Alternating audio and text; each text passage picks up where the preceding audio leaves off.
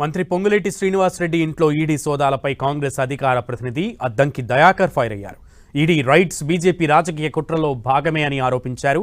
రైట్స్తో BJP భయపెట్టాలని చూస్తోందన్నారు. కర్ణాటకలో DK Shivakumar పై కూడా ఇలాంటి ప్రయోగమే చేసిందని ఆయన అన్నారు. ఈడీ రైట్స్ పై బీజేపీ తగిన మూల్యం చెల్లించుకోక తప్పదని హెచ్చరించారు అద్దంకి.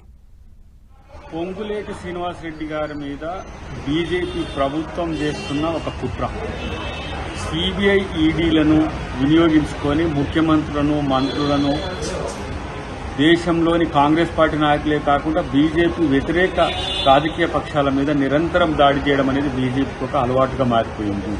దానిలో భాగంగానే ఈరోజు పొంగులేటి శ్రీనివాసరెడ్డి గారి మీద జరుగుతున్న దాడి, ఇది కాంగ్రెస్ ప్రభుత్వంలో ఉన్న నాయకులను భయపెట్టడానికి, వాళ్ళ యొక్క మానసిక స్థైర్యాన్ని దెబ్బతీసే ఒక కుట్రగా మేము భావిస్తాం. అది కర్ణాటకలో డీకే శివకుమార్ గారి మీద జరిగింది. ఇటువైపు ఏ రాష్ట్రంలో ఆర్థికంగా కొంత బలపడి ఉన్న నాయకులను ఇలాంటి కుట్రలు చేస్తుంది. మా సోనియా గాంధీని, రాహుల్ గాంధీనే సిబిఐ ఈడీలు వదలకుండా చేసిన మోడీ ప్రభుత్వం దీనికి మూల్యం చెల్లించుకోక తప్పదు.